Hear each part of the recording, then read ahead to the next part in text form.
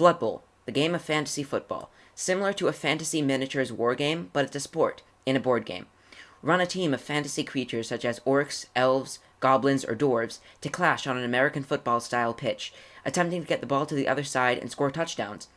Injuring the other team's players is allowed and encouraged. Dodge or bash your way through the other team's defensive line, you decide. Opposing coaches attempt to gain the upper hand in this complex game of wild dice rolling and risk management. Play in a league and manage a team roster, with players ranging from tiny goblins to towering ogres, trolls, and treemen. Account for treasury and player level ups, injuries, and deaths to come on the top of tournament play.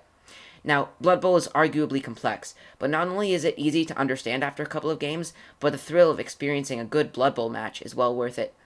I've linked a video from 3-Minute Board Games which briefly explains the specifics of Blood Bowl gameplay, so let's get into the translation. So, how would we translate the game into Minecraft? Well, it's actually quite simple. While most of the game will be played on the pitch, which I'll explain over there, I'm going to quickly go into the two other portions of, or maybe buildings, I don't know. These are just prototypes, how I'll build them in LegendCraft.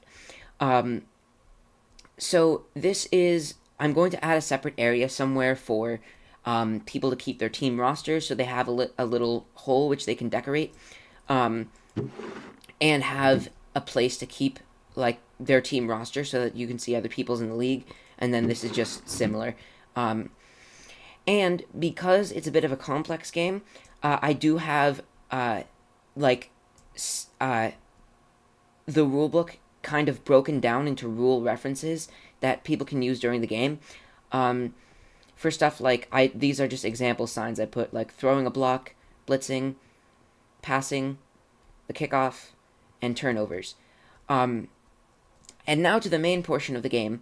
Everything's going to be played on this pitch, which is where people will set up their players using item frames. And the thing is, I know it looks really like pretty much an eyesore, although keep in mind that in LegendCraft the item frames will be able to be invisible. So I use smooth stone for this very reason, because it has a lined edge. And when these item frames are going to be invisible, you can put players onto these like squares.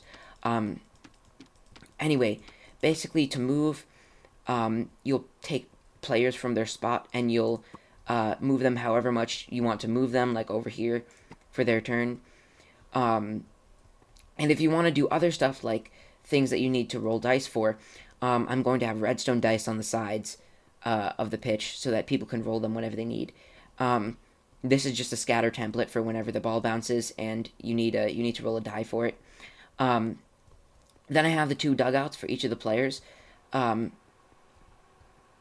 Each player will be able to move their turn marker from the first half to the second half all the way up to turn 8. Then there's a redstone lamp system for score and for rerolls, and FAME.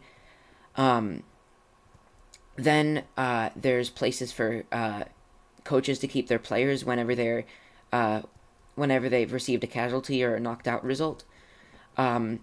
And that's basically just the basic dugout from the original game, except with item frames and redstone lamps and stuff like that. Basically everything to keep track of what's happening during the game, and of course the board, which is the main portion of it.